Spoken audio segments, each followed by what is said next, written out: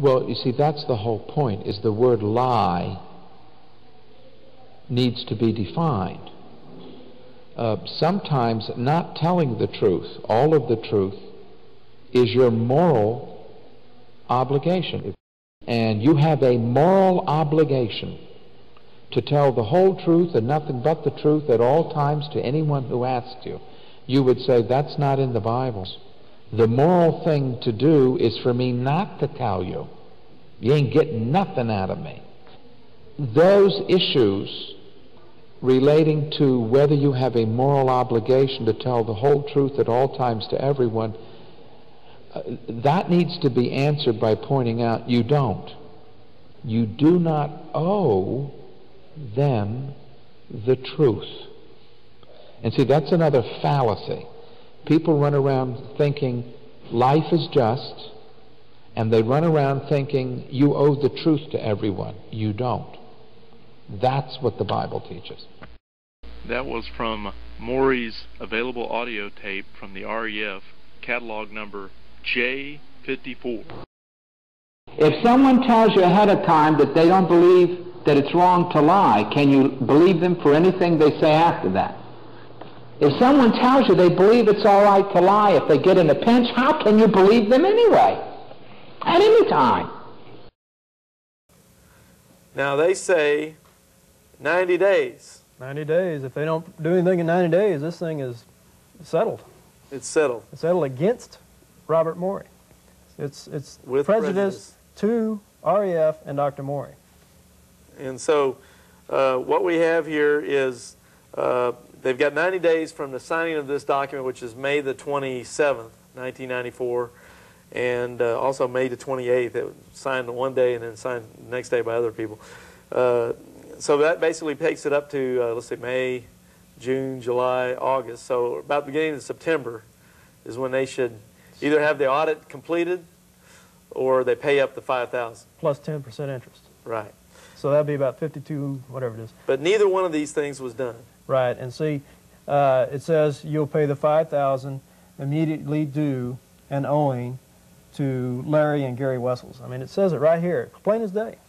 And so then we have down here, point 3, immediately upon the completion of the REF independent audit of its books and records, REF will duly and properly issue a receipt in the amount of $15,000 as an amount of cash donations given by Gary.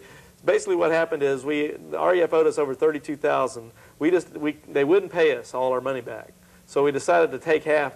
Our lawyer said, well, it's better to get half your money back than lose it all. So we said, okay, we'll take $15,000 and lose the rest.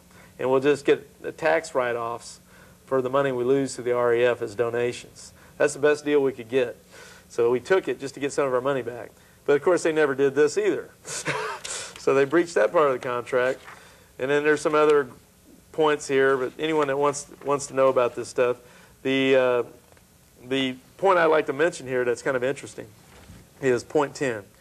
Should any dispute or disagreement arise after the signing of this agreement, the parties agree that they may individually elect to place the dispute or disagreement before a board comprised of Pastor Bullock and the deacons of Christ Memorial Baptist Church of Austin, Texas, in which Larry and Gary Wessels are members.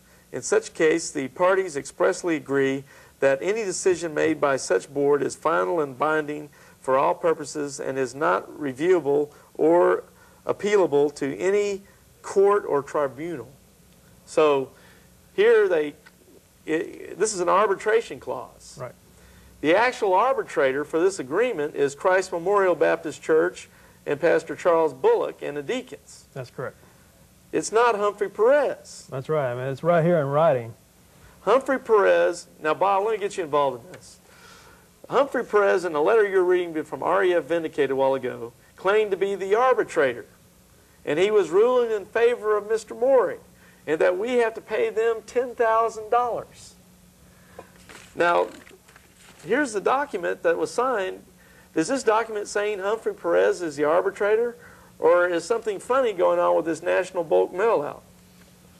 Well, it's a complete fraud to say that he was the arbitrator for anyone, because an arbitrator is someone that's mutually accepted. And you men had never been even given any consideration about Humphrey Perez being an arbitrator. And the story that Morey and his people have manufactured is that Pastor Bullock and the Christ Memorial Church, as they say, fumbled the ball. And Perez, and somehow, was the guy who comes along and picks up the fumbled ball to carry it on its way. But unfortunately, Perez, in picking up the ball, whatever he did, he only recognized one goal post, and of course that was Morey's. And that was the only place he would go regardless. And he was never even qualified to be an arbitrator because he was a defender of Morey in the face of obvious inconsistencies of fact, absence of fact, misrepresentation of fact. And so he's no arbitrator except in his own mind, just like a lot of other offices he claims to hold. It's only in his own mind. Well, I'm Larry Wessels, and as we continue our investigation into this situation, I wanted to bring up the famous telephone capers with Truth Seeker Bob, as I call it. This is simply another incident involved in this whole ordeal with Mr. Morey. In this particular situation, Mr. Morey has tried to get my telephone number for our little ministry here, Christian Answers, and I guess I'll just go through the information, and if you need further investigation, I realize the video quality here is not very good because of the type of camera equipment we're using here for this segment. So if you need these documents that I'll be showing, which probably will not be very clear on the camera, are all available, easily available. We'll make all of these. Anyone that's interested can obtain the actual documents so they can see them more clearly. I realize in the video you won't be able to see them very clearly, but all right. With that said, let me start out that this situation with Southwestern Bell Telephone goes back to a letter I received, and I've got Xeroxes here. The actual letters from Southwestern Bell are here.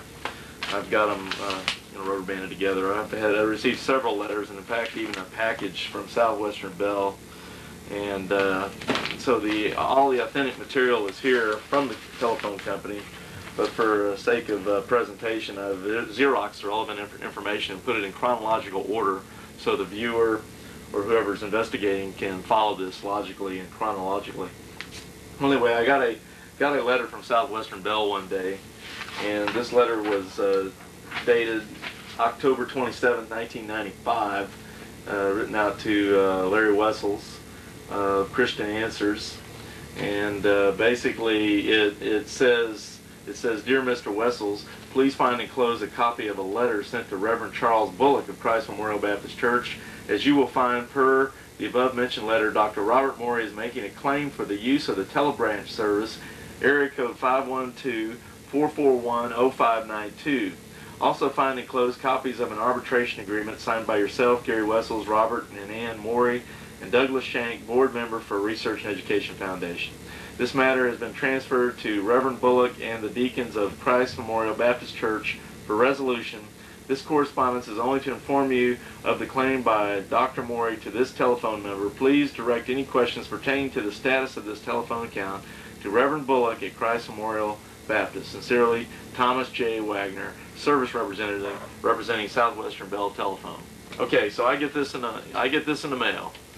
And the telephone company is telling me that Robert Morey is trying to get my telephone number, which is area code 512-441-0592. And they also enclosed a copy of the letter they send to Reverend Bullock, mentioning some more information about this situation. He basically, in this letter that Southwestern Bell sent me, that was addressed to Reverend Charles Bullock and Board of Deacons at Christ Memorial Baptist Church, it says, "Dear Reverend Bullock, it has recently come to our attention that there is a telephone number we are providing service on, the use of which is being disputed between Mr. Robert Morey, executive